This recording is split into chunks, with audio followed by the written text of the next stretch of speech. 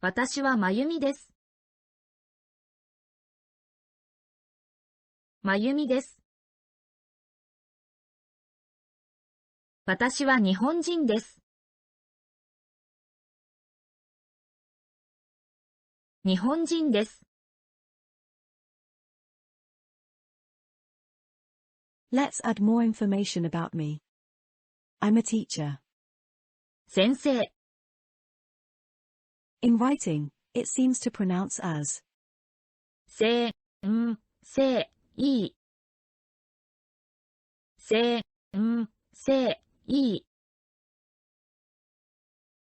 but some sounds link together.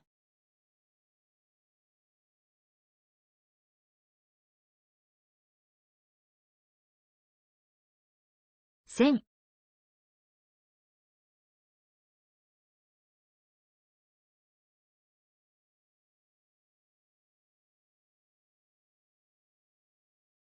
せい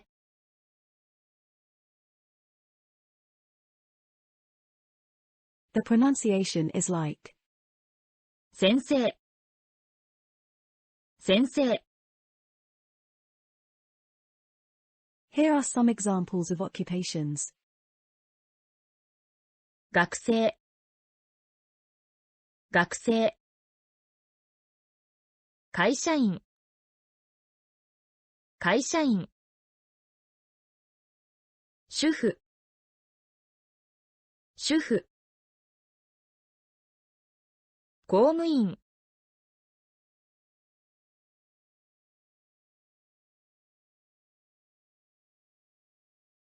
公務員医者医者エンジニア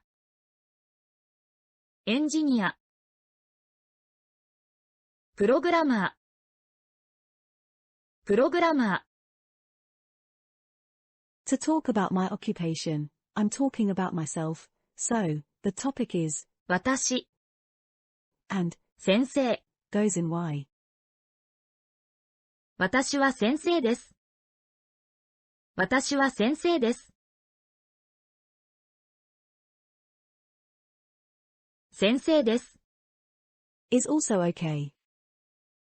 先生です。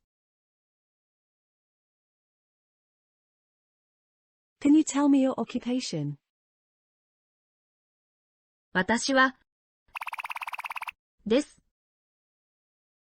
私はです。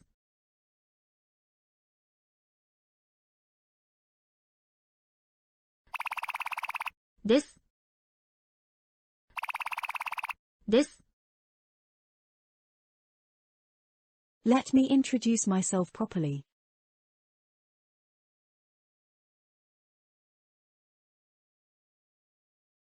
こんにちは。はじめまして。まゆみです。日本人です。私は先生です。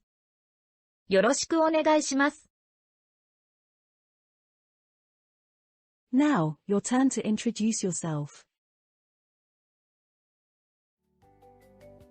Thank you for watching. I'll see you in the next video.